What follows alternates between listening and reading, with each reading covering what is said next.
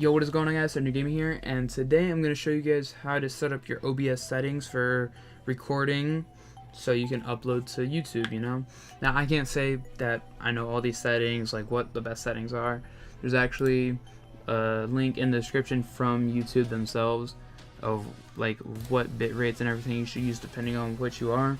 For this one, I'm going to be using SDR. I do not suggest HDR unless you know exactly what you're doing. The SDR is mainly what everyone uses. HDR is more of, I guess, advanced, I could say, you know. But yeah, I'm just going to be showing you guys how to set these up. So if we go into our settings here, and then you don't have to worry about stream if you're just going to be recording. If your output mode is on simple, change it to advanced, just hit the drop down. I can't. Now click your, make sure your tab is on recording, not streaming. That's where people mess up kind of. Like I've done it before, I've made all these settings for streaming and then I realized I need it for recording. But make sure your recording path is wherever your videos are going to go. So if, like my video is going to go to my tutorials folder in my videos. Change your recording format to MP4. FLV is just, MP4 is pretty much compatible with everything.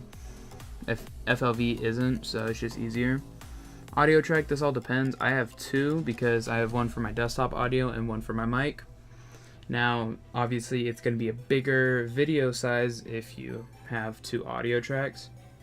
It's not going to be like a huge amount, but it's still going to be a little bit bigger. So you might just want to keep that on one if that's what you do. Encoder, I would suggest Invake H.264 because it's your graphics card. The X264 is your CPU, so it will take a load off of your CPU and work with your graphics card. I think it's overall better. You can rescale your output to whatever you need it to. Your rate control, keep this on CBR. That means constant bit rate, it's what you want. Now your bit rate, let's just go for example 720p 30 fps. I'm looking over on the link that I gave y'all. It says 5 Mbps. You're not just gonna put 5 here, you're gonna put 5,000. Pretty much you're gonna keep it in the thousands wherever it is. So 720p 60 fps, 7.5, 7,500. You know, like my 1080p 30 fps that I'm doing right now, that's 8,000. Keyframe interval, it doesn't say anything about it, but keep it at 2. It's just what everyone goes with. It's the normal for any kind of recording or streaming.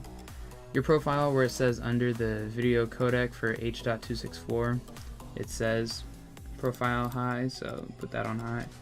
Your level, just keep it auto. 2-pass encoding, you can leave this on or off.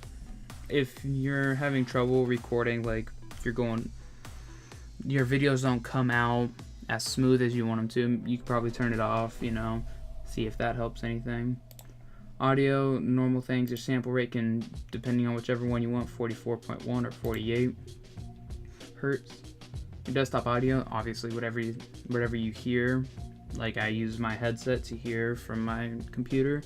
Your mic is whatever you talk into. I use the Yeti. Your video, your base canvas resolution is what your monitor is. So mine's 1920 by 1080, so I'm going to keep it 1920 by 1080.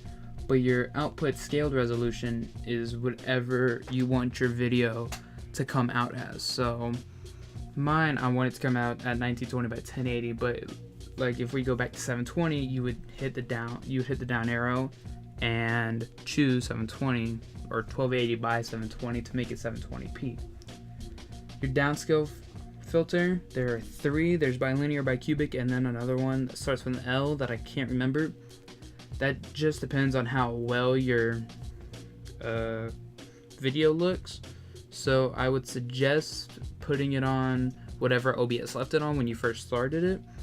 You can mess around with it, try like bicubic. If it's not doing anything wrong, leave it there. You might want to up it up.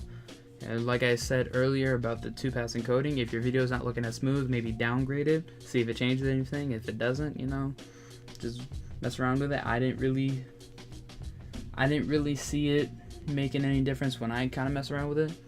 But if you know your computer can handle bicubic, if you're working on like a little laptop, I might want to keep it on bilinear and not go up to the third option. That's just a suggestion, but you know, your FPS, again, it's just whatever your frame rate is, but make sure that whatever your frame rate is, your bit rate is correlating with it. So 720p 30 FPS, keep it on 30, and then your bit rate should be 5000. You know, if you're doing 720p 60 FPS, then your bit rate should be 7500. And if you ever change your FPS, make sure you change your bit rate. And yeah, that's really all there is. Not much else. I'm just gonna leave this here. Make sure you guys like and subscribe, and check out my Twitch channel. I'm going to be streaming there a little bit more frequently. Speaking of Twitch streaming, I'm actually going to be streaming on Twitch right now. Either click the link in the description or type in the URL on the screen right now. But yeah, hopefully you guys enjoyed the video. If you did, please leave a like and subscribe, and peace.